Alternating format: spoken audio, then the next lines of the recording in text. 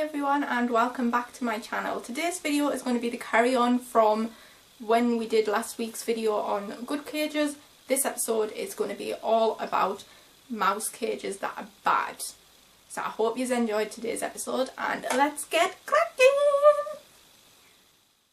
So the first cage I am actually going to talk about is this small pet cage with 2 floors. Now as you can already see, it is far too small. The dimensions of this cage is 27 centimeters by 25 by 20. It's just far too small and it would be very unfair to put your mice in this. The next cage I want to talk about is this one. As you can see, it is still far too small. The only time I would ever recommend using this type of cage is if you wanted to use it as a travel cage, as if you were going to the vets or something. That's the only ever time I would ask you to use this cage. And the dimensions for this type of cage is 22 times 42 by 34.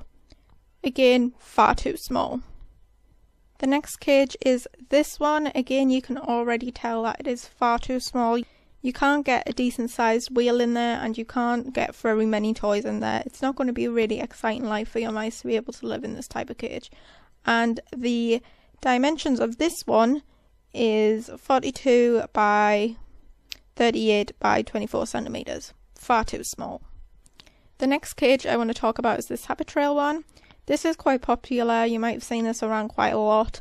I definitely wouldn't recommend this type of cage. You can't even get a wheel in there, let alone a few good wooden toys in the hidey hole. It's just not recommended. I don't even need to really explain this.